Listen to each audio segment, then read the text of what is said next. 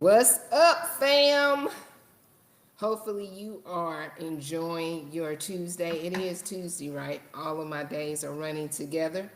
It's your girl Alicia with The Real Autism Podcast, where we share relevant, effective, actionable living strategies and solutions. I hope all is well with everyone. Just checking in for our podcast topic for today, which is to review some of the previous episodes. They were so great that I wanted to share some of my favorite moments from episodes 7 through 16. So, before we get into that, I want to invite you to Kicking for Acceptance. We have our monthly session at Sweetwater Park off of Clay Road in Austell, Georgia. As opposed to starting at 10 a.m. this Saturday, we're going to start at 9 a.m.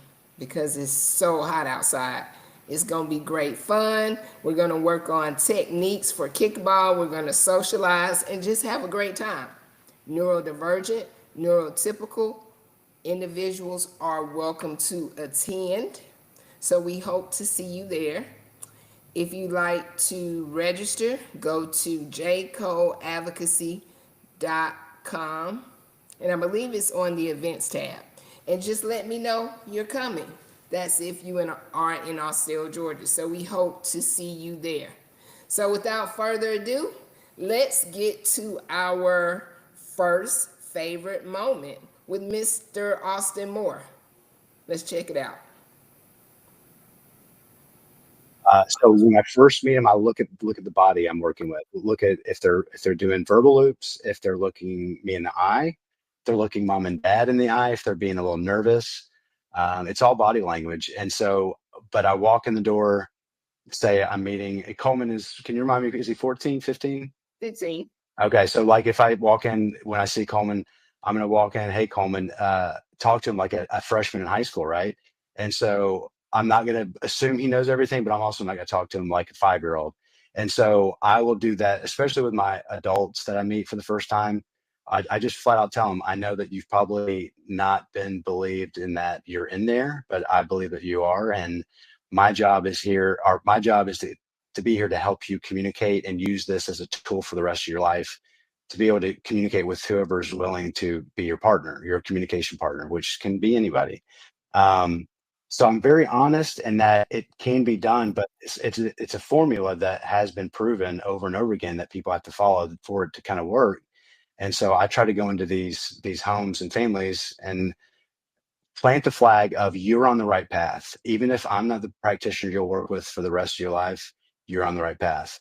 So keep this going. You found it. Let's keep going. Anything you've done in the past, if you want to keep going, that's fine. But I'm telling you, I've seen this change so many lives. And it's, again, not a therapy to try, it's a way of life. Thank you, Austin. That was my friend and colleague, Mr. Austin Moore. He is doing a procedure or therapy called S2, the number 2C, spelling to communicate. And so he was giving us some tips on how does he assess a new client. He studies the client more so than getting a lot of details and information from the parent just to see what their body movements or body gestures are. And we can do that with anyone, and we can certainly do it with those that are nonverbal because a lot of their body movements tell us exactly what they feel and what they're thinking. And so when you have a great therapist like Austin who really believes that there is something in there that he can bring out when you work together and you're consistent, you can get great results. And like he said, if you work for him for a little while and you decide that you want to do something different, that works as well. But as caregivers, we have to identify the therapy that works best for our loved ones. So shout out to Austin Moore. Check him out on Instagram at Spelling Moore, and that's Moore. So let's get into our next favorite moment. I think it's with my friends and autism moms, Audrey White and Jessica Derensberg. But let's see. What's up next? Yeah. So when you say caregiver, just for clarity, are you saying caregiver as in the parent or caregiver as in someone that supports the family? Yeah, initially when I started, a caregiver as someone who supports the family. Okay. As a parent, as a caregiver, um, I, I, I do say a lot of it is really the same thing too. As a parent, we have to I would add more, we have to be a little bit more thick skinned in how society sees our child, because a lot of times our child doesn't see society that same way. One of the things about autism is that they have they do not intuitively pick up other people's emotions, and so but a lot of times parents would be afraid to take them out somewhere, or let them be included in activities because of fear of what other people might say. And I was like, forget what other people might say. If he wanted to do it, I'm going to have him do it. I'm going to work with that organization for him to be able to try it.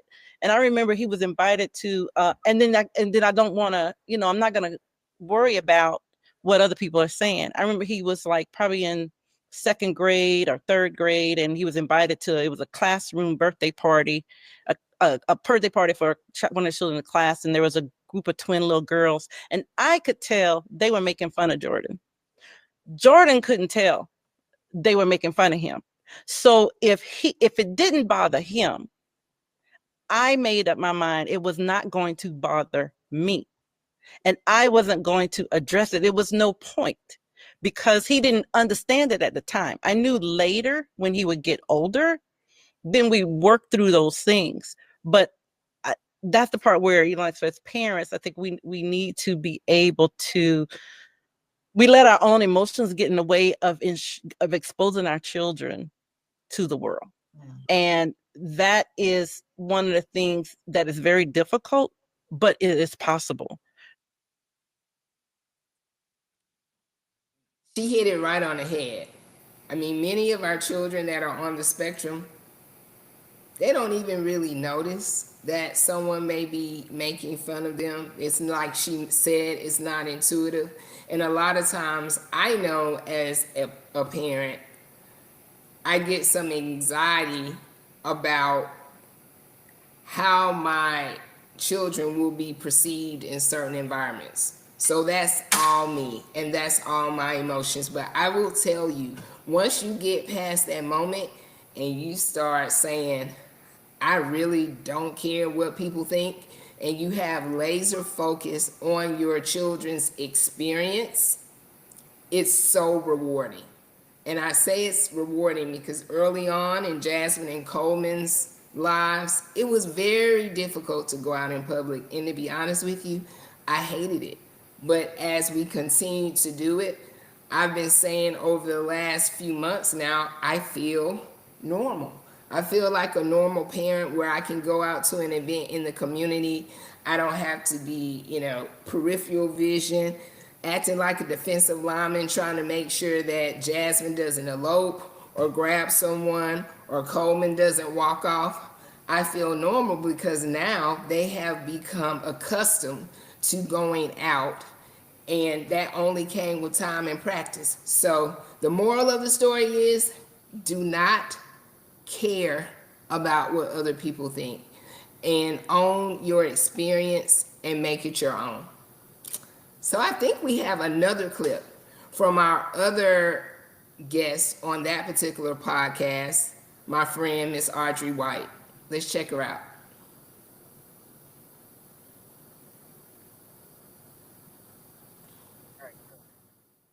Audrey, what about you? Yeah, I'm circling back to my word patience. I My son is the most loving, affectionate, uh he's definitely his mama's boy. But just I do a lot of praying and leaning on the Lord for this, because I know it has been a struggle, and it is not for the meek. It ain't for no punks. It's No Yeah. punks allowed. this is the No, real deal no. here. And Mhm. It ain't for no punks. Quote unquote. One of my favorite quotes from that particular episode. How did she get through it? What advice would she give to other caregivers? You just have to be patient. Connect with your higher being, whoever that is for you, and just move forward. So, with patience, you can get through a lot of things. And like I always say, on the other side of pain is joy, optimism, and hope.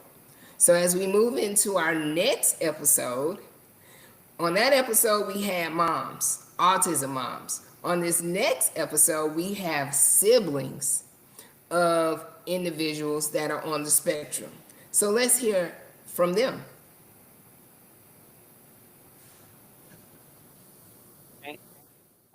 My number one piece of advice would be, even though it's difficult, to try to share, the touches with your other kids.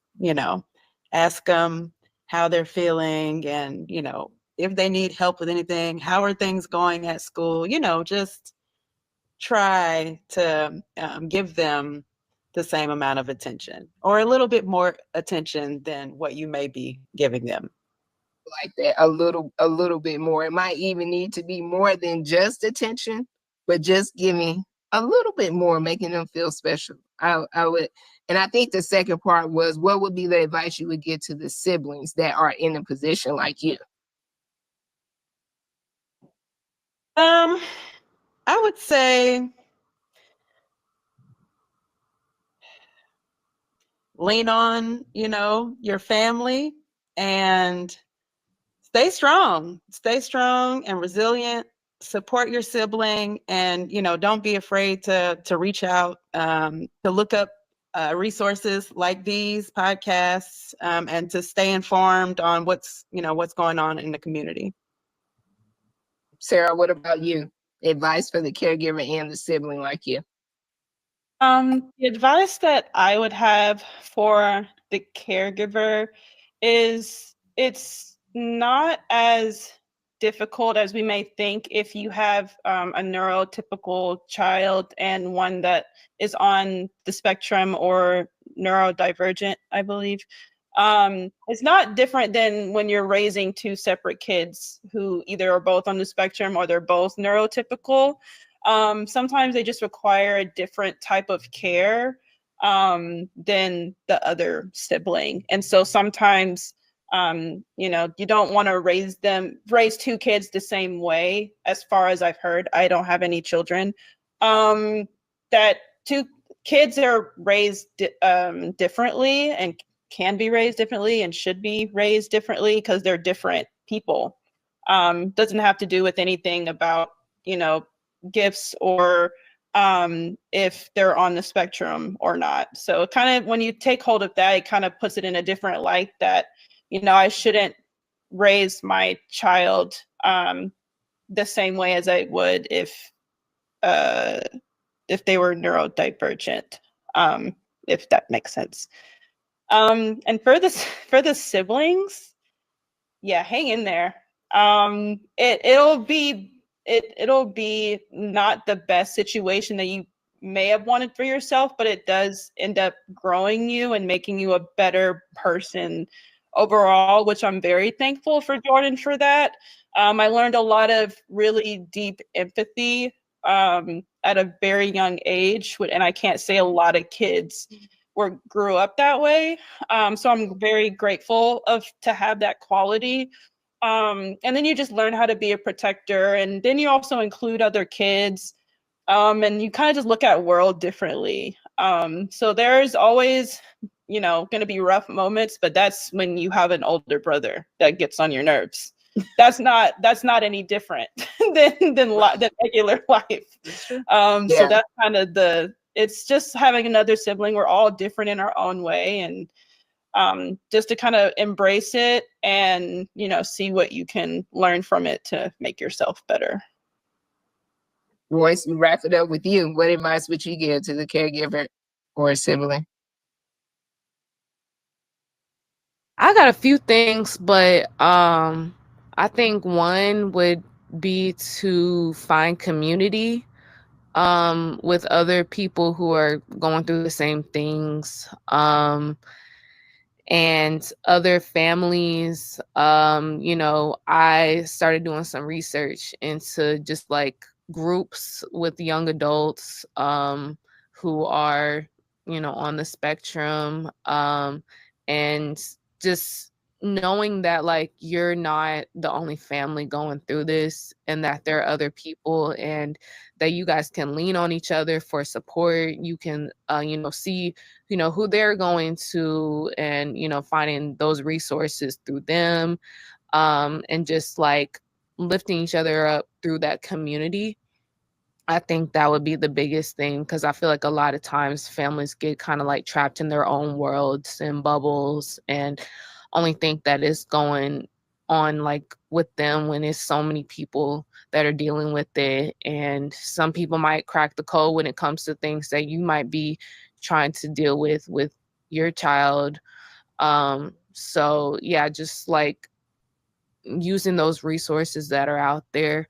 And then for, you know, a sibling, I would say like one, to pour into yourself, but also not to take stuff personally, because I feel like a lot of times like they don't understand how they come across, and but you know how that makes you feel, how they, what they did, and just like, you know, having that discussion with them so that they're building that emotional intelligence, but like knowing, like letting yourself have those feelings, but also not taking it personal or holding that against them, because, you know, they're still learning these things. You know, a lot of these things that came so like easily to you are something that they struggle with. And so having that you know, just ability to you know, let that stuff roll off your back, and you know, help them kind of get to that understanding to move forward in a better way. Awesome. Thank you to Sarah and Royce, as well as Lauren, for sharing their experiences being siblings of those that are on the spectrum. Nuggets, takeaways from that, you can get a lot from community. That's what this podcast is. So spread the word. Not only that, there's a lot of forums on Instagram, social media platforms that you can join. As a matter of fact, the Real Autism Podcast will have its own community exclusive to those that have subscribed to that community. More details coming soon. So I hope you're going to join that community as well. We'll have an inner circle once a month where we'll have a speaker. We'll share practical strategies and tools that you can use, as well as we'll have Q&A with yours truly, where we can work through problems that you're having and hopefully solution them, where you can start making progress and be able to navigate the journey of autism for a better quality of life. So let's move to our next episode. We just doing a whole family unit tonight. Now we're hitting the dads, the fathers. Let's see what they have to say. Whatever that is, whatever the best is, and trying to help get them there, whether it's, you know, requiring more of my time, or it's more through delegation, or through, you know, just, you know, financial means, whatever, you know, whatever it is that they may need, you know, they may need at this time. But it's hard, you know, it's hard raising neurotypical and neurodivergent children in the same household. That, you know, like that comes with its own, you know, its own challenges, because they see the differences, you know, like, and Right. especially, if it's not a lot of resources or support to kind of mentor the parent, myself, plus them through what it is that we're all doing, because we're all doing it fresh, like first time, it's a new experience for all of us. But I would say if you didn't do it my way, it would probably be a lot better. We're learning that now, but hey, it's a journey. It's a journey. And yeah, you said, and I see Zuri, you're gonna say something. I just want to say you said it. It's the journey, and that's why we call this the Real Autism Podcast, because it's gonna be some hard times. There is no perfect parent out there, but the goal is to share our story so that we can first of all, get it off of our chest, and then make it easier for other people that are going through the journey. So don't beat yourself up. I mean, as many of my guests have said on the podcast, as caregivers, as parents, we are doing the best that we can. So you just have to keep that in mind as you're going through this and not saying, well, I shoulda, I coulda, I woulda. That sets you back from the progress you can make. So just keep doing what you do. Zuri, what you got? Well, one, there's no script to it. That's about to pick up what you just said. But all I was going to say to Marcus, Mark said something a while back about his daughter and just, being bigger than the other children and the expectations. But your question about protecting and difference in girls and boys, my thought process still, no matter what, when they go in the public world, the world is going to see them as just two Black individuals, right? My son is a Black man. So the reason why I think I know it's true, I've probably not the right thing to do, but sometimes treat them differently, is because my daughter's still a petite young woman and my son is a Black man. I recognize that. So I'm always thinking to myself, I may know he's the nicest, kindest child in the world, but anyone else is just going to see a man. So I'm trying to raise him and to see that everyone may not have the gloves on or when they're with you and try to help guide you through, help you through processing. They're just going to see a Black man. So I am a little harder on him in how I raise him than my daughter. It's just what it is. Yeah.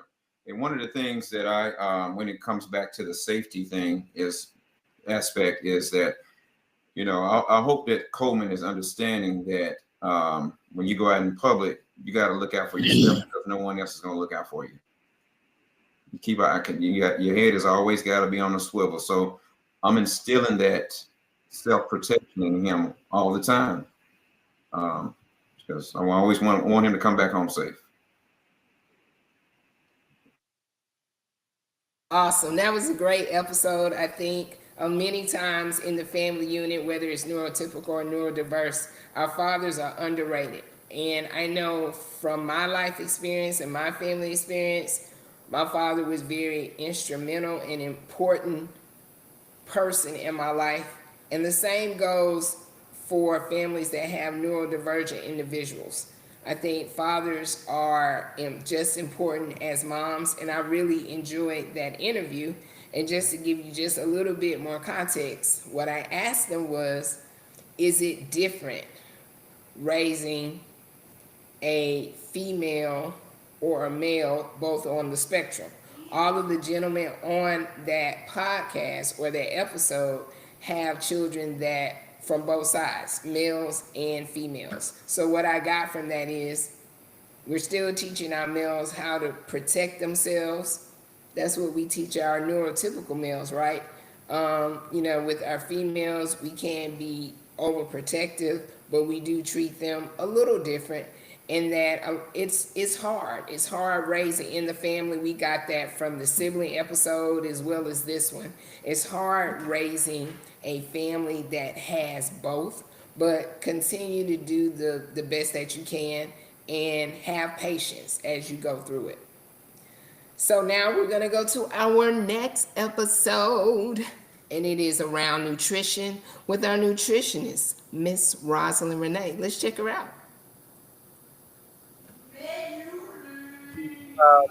What I did, similar to what you said, is just looking at the ingredients. And what I've been told is the first ingredient is the one that is the most in that particular Uh-huh. product, right? Yes. So, if you seeing fructose and that's numbered the second ingredient, probably not a good idea to get that one. And I've been told if you have something and it's a whole laundry list of ingredients that takes up half of the back of the page, that's probably not something you want either. I Right. mean, the more natural things are going to have less ingredients and more recognizable. Would you agree with that too?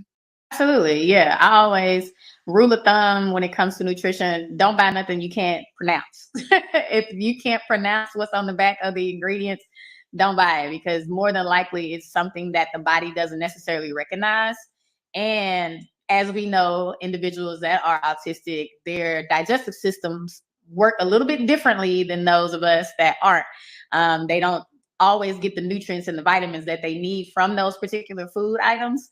And so giving them something that has a lot of processed materials in it is going to further interrupt their digestive system. So giving them, like you said, something that has less ingredients, I always say if 10 ingredients or less, and then make sure it's something that you can actually recognize and know what it is that's in it. Usually those type of foods, they don't last as long. So you do have to eat them quicker, but it is healthier. So I know a lot of people like, oh, I feel like I'm going to the store more often because they're eating this all the time. But it's like, but it's a better option for them too. Another thing that I always suggest, what the foods are in, like the containers that they're in. So like no canned goods, because typically canned goods, they have a lot of sodium, and then the material of the can, the aluminum can get into the food. So it's like, it's better to buy frozen or fresh over, stuff that's in a can. So, or something that's in a glass, it's a lot better. After I popped open these baked beans, but like, so on the end of that episode, I told on myself, I often do frozen vegetables or fresh vegetables, but there are some canned goods for those days that I don't feel like cooking. And on that particular day that I was interviewing her, that was a day where I popped a can of baked beans. So saying all that to say, we're not perfect, but the 80-20 rule, 80% of the time, if you eat well, you'll do well. The other point that I would say from that is when she mentioned the ingredients. If you got a ton or a list of ingredients, probably not a good idea. If your brain or your sight does not recognize the word or understand the word, guess what? Your stomach and your digestive system probably doesn't recognize it either. So leave it where it is, and let's get those things that our digestive system will appreciate. So as we move on to the next episode, now we're talking about vitamins and supplements with Mr. Trey Young Winfrey. Let's see what he had to say.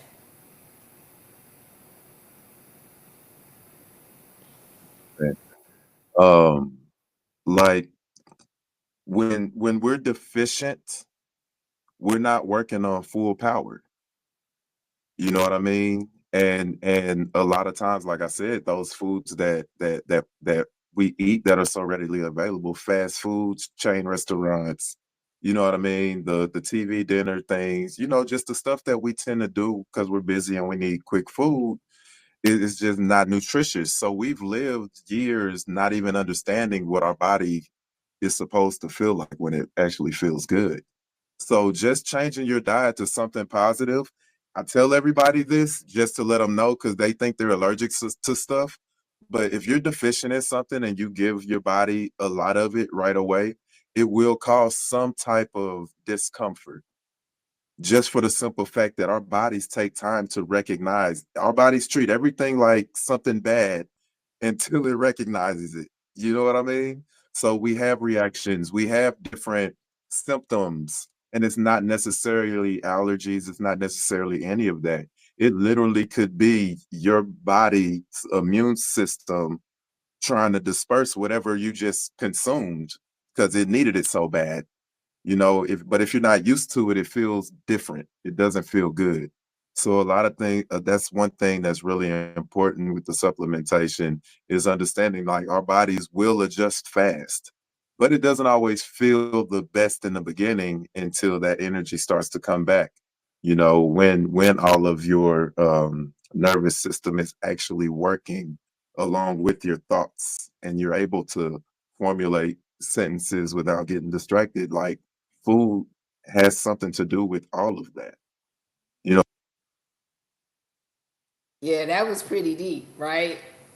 You know, a lot of times we underestimate how food impacts our thought process, our focus, us having brain fog. So, with those two last guests, Rosalind and Trey, essentially what you put in your system, whether it's a food or whether it's a vitamin or a supplement, if it's something that your body isn't accustomed to receiving, then it may feel uncomfortable, but just test it. We always do introduce things slowly, gradually, or in moderation, just to see how our body responds. And the suggestion that I would make is keep a journal. Keep a journal about the diet that you're eating, how much you ate, how you felt, or even when you remove things from your diet, how did your body react to it? Did you have more energy? Did you sleep better? All of that will create a storyline for you and also a plan of how you should move going forward. So I hope you enjoyed those clips. Those were some of my favorite moments from the Real Autism Podcast. And we are gearing up for even more episodes. You are going to meet one of my friends, my Jacksonians from D. Jackson State, a father of two individuals that are on the spectrum, who is going to be my guest co-host. And we are going to get into it and talk about those real topics that you want to hear about. So I thank you for joining me this evening live. I want you to like, share, and subscribe to this podcast. Spread the word, and we'll see you next week on Tuesday at 6 p.m. Be good.